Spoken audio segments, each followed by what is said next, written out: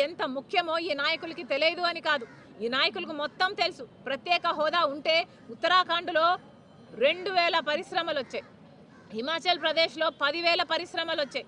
ఇలా పరిశ్రమలు వస్తే, ఇన్ఫ్రాస్ట్రక్చర్ పెరిగితే, ఎకానమీ గ్రోత్ ఉంటే మన బిడ్డలకు ఉద్యోగాలు వస్తాయి, భవిష్యత్తు బాగుంటుంది. కానీ అవి ఏవి వీలు లేకుండా ఈరోజు ప్రత్యేక హోదా ఊసే లేకుండా పోయింది అంటే అయినా కూడా మొత్తం ఇంతమంది ఎంపీలు బీజేపీకే, ప్రతి అంశంలోనూ బీజేపీకే సపోర్ట్ ఇస్తున్నారు అంటే ఎందుకో మీరు ప్రజలకు సమాధానం చెప్పాలి.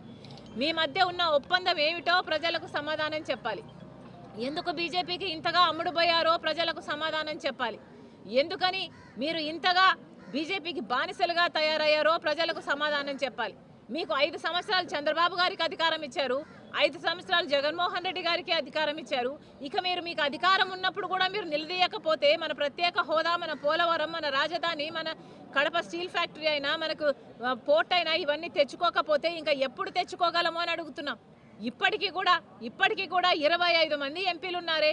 ఈ 10 సంవత్సరాలలో ఒక్కసారైనా మూకుమ్మడిగా మీరు రాజీనామాలు చేస్తుంటే మనకు ప్రత్యేక హోదా వచ్చేది కాదా?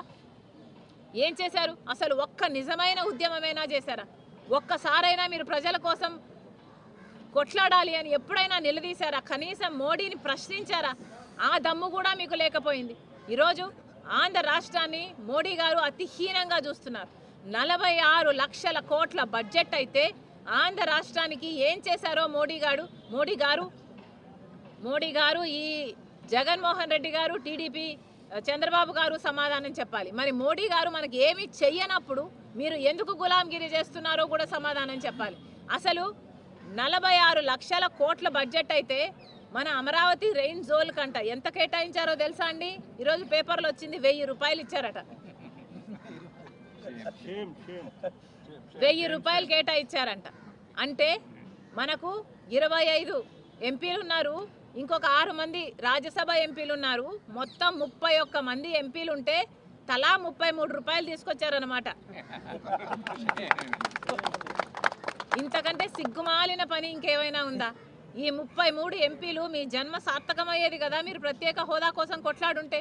కనీసం ఒక్కసారైనా ప్రశ్నించారా? ఒక్కసారైనా మీరు కొట్లాడారా? ఒక్కసారైనా మీరు గొంతు విప్పారా? ప్రత్యేక హోదా ఎంత అవసరమో మీకు తెలిసి కూడా ప్రజల చేత మీరు ఓట్లేయించుకున్నారు అన్న ఇంగితం కూడా లేకుండా, కనీసం ఆ ప్రజలకు కనీస కృతజ్ఞత అయినా లేకుండా మీ స్వలాభం కోసము ప్రజలను తాకట్టు పెట్టారంటే ఇంకా మిమ్మల్ని నాయకులు అని ఎలా అనుకోవాలి?